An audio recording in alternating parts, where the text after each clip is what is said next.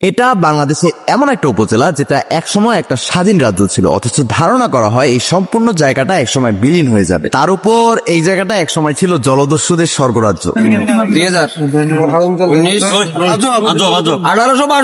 So welcome to the third episode of Methopoth. আর আমাদের আজকের গেস্ট সন্দীপ।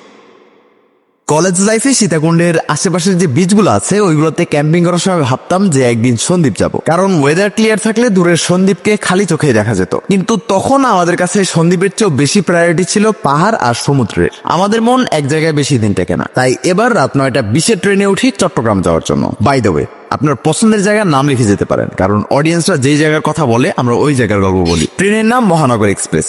টিকিটের দাম 405 টাকা, সাথে 20 টাকা অনলাইন চার্জ। রাতে চট্টগ্রামে যাওয়ার এর চেয়ে অনেক বেটার অপশন আছে, বাট এইটা সিলেক্ট করার কারণ একটু পরে বলবো, আগে জার্নি এনজয় করি।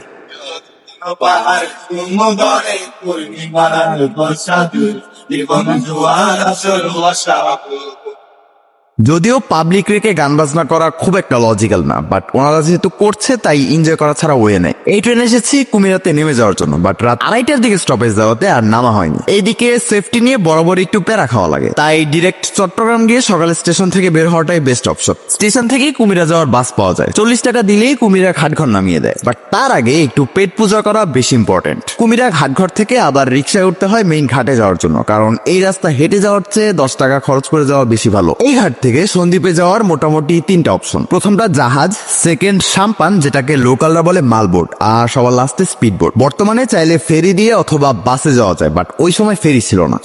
না, গাড়ি আসছে এখানে, ফেরি হইলে তখন গাড়িগুলি আসবে আর কি। এখন কোনো ফেরি নেই, না এখন ফেরি না, শুধু শিপ, মালবোট আর স্পিড বোট। Speed boat. বাকি জাহাজ আর সাম্পান দুইটাই টাইম অনুযায়ী ছাড়ে, তাই আমাদের ভাগ্যে ছিল স্পিড বোট। কিন্তু এটার সিঙ্গেল ট্রিপের ভাড়াই 250 টাকা। ভাড়া বেশি কারণ মাত্র 2টা কোম্পানি বোট চালায়, তাই ওনারা যা ভাড়া সিলেক্ট করবে তাই দিতে হবে। যদিও বোট রাইডটা ভালোই লাগে, ওই টাইমে সমুদ্রের ঢেউ খুব একটা ছিল না, তাই আসতেও সময় লাগেনি। যেটি থেকে রাস্তা বেশ ভালোই দূরে, তাই এইটুকুর জন্য ভ্যান পাওয়া যায়। যদিও ফুটেজ নেওয়ার জন্য আমরা হেঁটেই কভার করে ফেলেছি। কিন্তু ঝামেলা শুরু হয় সিএনজি নিতে এসে। তখন সন্দ্বীপ সম্পর্কে কিছুই জানতাম না, আর ভাড়া জানো তো অনেক পরের বিষয়। উপজেলা কমপ্লেক্স যাওয়ার জন্য ড্রাইভার চাইলো 250 টাকা।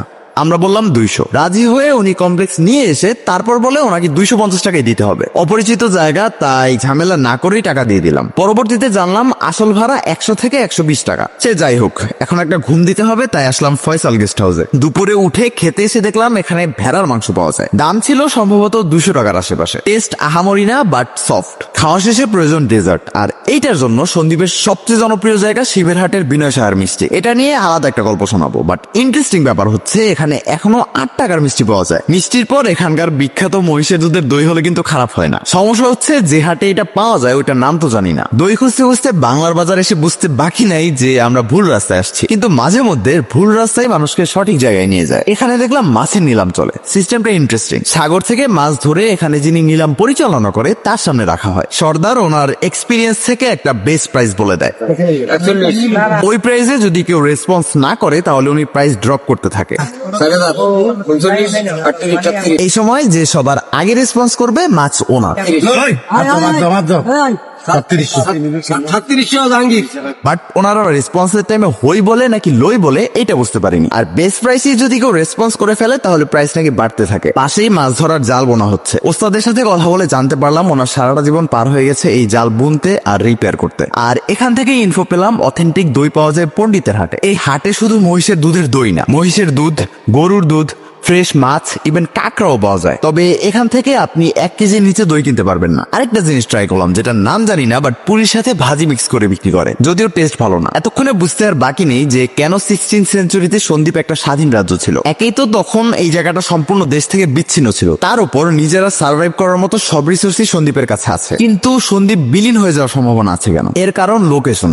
আর এই লোকেশনের কারণে পাইরেটদের সবচেয়ে পছন্দের জায়গা ছিল এই সন্দ্বীপ। আর এই ধারণার পিছনে সবচেয়ে বড় কারণ নদী ভাঙন আর সমুদ্রের পানির উচ্চতা বৃদ্ধি। যদিও এই ব্যাপারে আমরা এক্সপার্ট না, আমরা এক্সপার্ট